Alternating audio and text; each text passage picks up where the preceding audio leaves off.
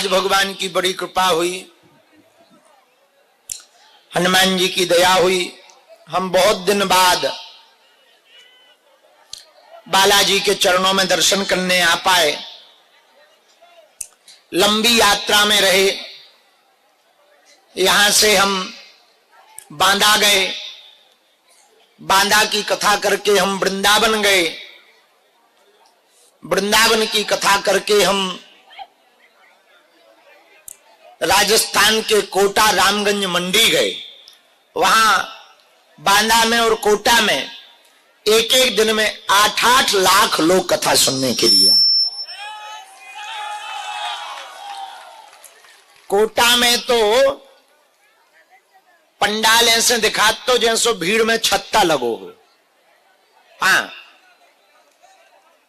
1 kilometre तक केवल मूड़ ही मूड़ दिखाई पड़ रहे थे, 1 किलोमीटर तक, और 1 किलोमीटर तक लंबो लंबो नहीं, चौड़ो, आदमी के मूड के अलावा कछु नहीं दिखाई पड़ो। भव्य दिव्य कथा कोटा की संपन्न करके हम बंबई मठ गए। वहां मुंबई मठ में सत्यनारायण की कथा कही। उसके बाद कल रात्रि काल में बागेश्वर धाम की पुण्य भूमि पर हम बालाजी के चरणों में वापस आए।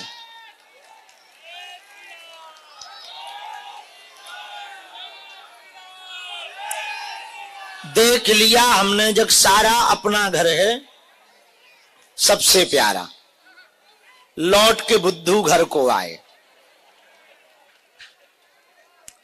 वही हमारा हाल है। वो एक फिल्म का गीत है, सारे जग घूमिया है, कहा है आगे, थारे जैसा ना कोई, बालाजी के जैसा ना कोई। आज से रोज शाम को दरबार लगाया जाएगा।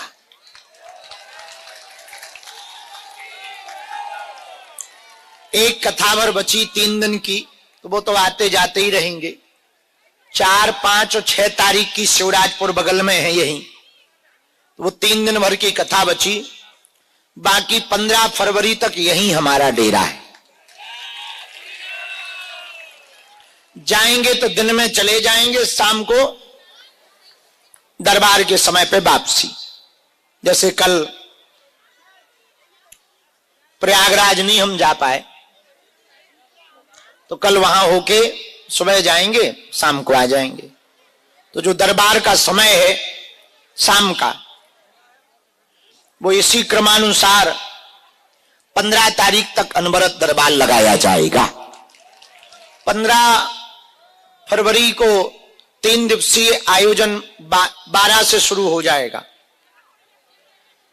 12 फरवरी को बागेश्वर धाम का ऐतिहासिक दिन है। पूछो कैसे? पूछो।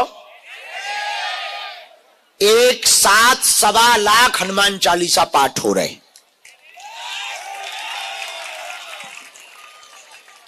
12 फरवरी को, 12 फरवरी को ही बागेश्वर धाम पर वेद विद्यालय गुरुकुलम प्रारंभ हो रहा है। 12 फरवरी को ही परम पूज्य श्री रमेश भाई ओझा जी पूज्य महाराज जी आ रहे हैं।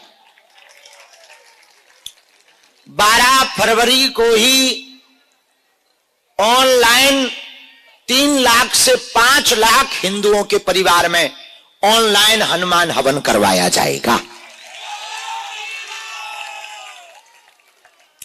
इसलिए 12 फरवरी ऐतिहासिक है।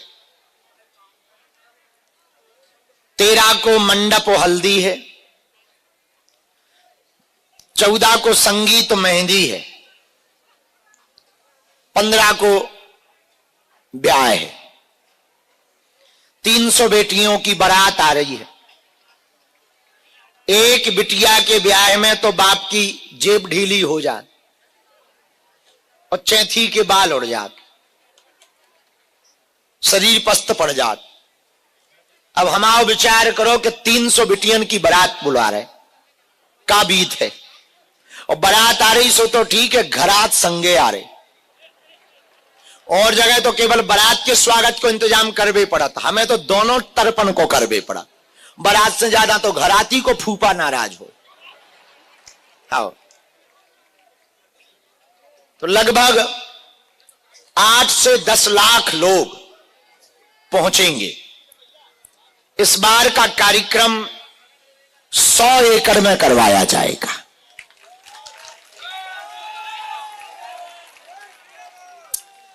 तीन 300 मंडप बनेंगे, कथा होगी। 6 फरवरी से 12 फरवरी तक हम कथा सुनाएंगे और 12 से कार्यक्रम शुरू हो जाएगा। तो मात्र 10 दिन बचे हैं। आप सभी जनन को हमारा न्योतो है। कन्या विवाह को चूल से न्योतो है। हमारे गांव में बुंदेलखंड में साप परिवार को कहते हैं चूल से निमंत्रण। तो चूल से निमंत्रण है, अपने घरे कछूना बनाइयो, इधर आओ, खूब भंडारे की व्यवस्था, रसगुल्ला की व्यवस्था हमारी तरफ से।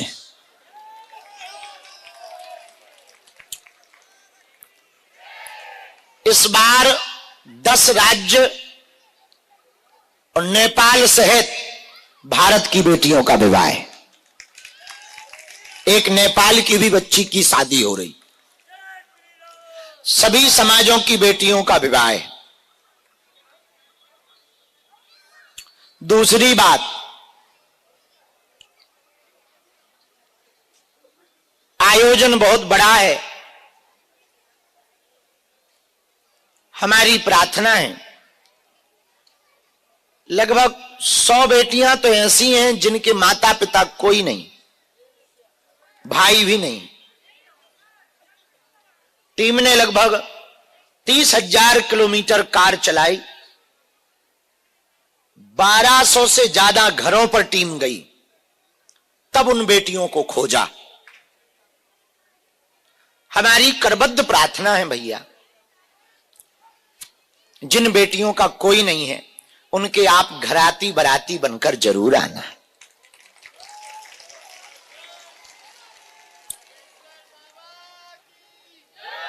उनको बहुत आत्मिक सुख मिलेगा। जिनका कोई नहीं होता उनका भगवान होता है। और आप उन बेटियों में परिवार बनकर आओगे ना, थोड़ी थोड़ी सेवा करोगे ना, आपको तो पुण्य मिलेगा ही मिलेगा। उन बेटियों की आत्मा बहुत खुश होगी। हमने उन बेटियों का विवाह की रंगत बढ़िया रहे। गरीबों की बेटियों को ये ना लगे कि हम गरीब हैं तो हमारा विवाह ऐसे ही किया जा रहा। इसलिए हमने 3 दिन का कार्यक्रम रखा भैया। 13 को मंडप और हल्दी, 14 को संगीत और मेहंदी, 15 को विवाह। और पूरी सामग्री इस बार बेटियों के विवाह में भव्यता दिव्यता पिछले साल से ज्यादा है। पिछले वर्ष तो उन बेटियों को आशीर्वाद देने के लिए स्वयं राष्ट्रपति महोदया आई थी, सब बेटियों को आशीर्वाद देने। इस साल बहुत से संत आ रहे, राजनेता भी आ रहे, पर उन बेटियों के लिए विवाह में कोई कमी ना हो, हम स्वयं जिम्मेदारी पूर्वक व्यवस्था देख रहे। उनकी सामग्री double bed, sofa, LED TV, पायल, बिछिया, सोने की नाक की कील, रामचरितमानस, बाल मुकुंद जी, मिक्सी, कूलर, अलमारी, पंखा, किचन सेट, गैस, चूल्हा, सिलेंडर, बेटी के वस्त्र, बर के वस्त्र, बेटी का पूरा श्रृंगार का सामान, उर्सा बेलन सहित हर बेटी को मुसीबत के लिए 30-30 हजार की एफडी दे रहे हैं।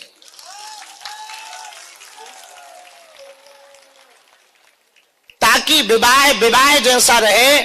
लगभग 60 प्रकार की वस्तुएं दे रहे, डबल बेड, सोफा, अलमारी, ड्रेसिंग टेबल सहित 60 वस्तुएं दे रहे।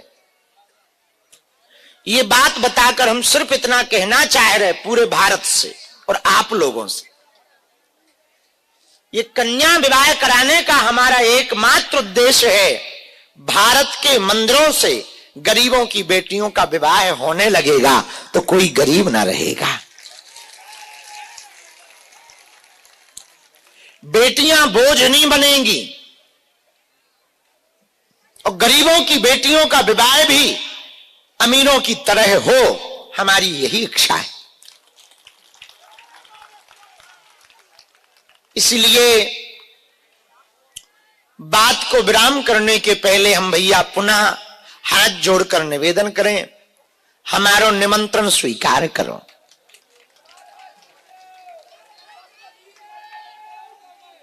भले ही 3 दिन को नहीं 2 दिन के लिए आना, पर आप यदि आओगे थोड़ी थोड़ी सेवा देख लोगे भंडा, क्योंकि हम अकेले हैं, अकेले ही राम हैं और हम ही को सब देखना है, तो थोड़ी थोड़ी आप सेवा देख लोगे, बाकी सामान हम जुटा लेंगे। तुम दक्षिणा दे दो तो मना ना हम कर भी, मैं ऐसा नहीं है कि दे दो तो बाढ़ में गया कर्जा कम होगा, नहीं तो राम जी, पर दक्षिणा ना भी दो भैया, आके थोड़ी थोड़ी व्यवस्था देख लियो, अपनो धाम समझ के, अपनो आयोजन समझ के। तो भैया को भंडारे की सेवा देख लियो, को साफ सफाई की सेवा देख लियो, को प्यासे को पानी पिवावे की, को बरातियन रसगुल्ला खवावे की। इतने में हमारी चिंता थोड़ा कम हो जाए और हमारा निमंत्रण स्वीकार करो। उसी काम में हम बहुत ज्यादा व्यस्त हैं, दिन रात उसी में लगे हुए हैं। तो ये निमंत्रण की चर्चा करके एक बात और कहें, इस कन्या विवाह के बाद गुरुजी ने हमें आज्ञा दी है, जहां अस्पताल बन रहा वहां पर हम 9 दिन तक रह करके कठोर साधना करें।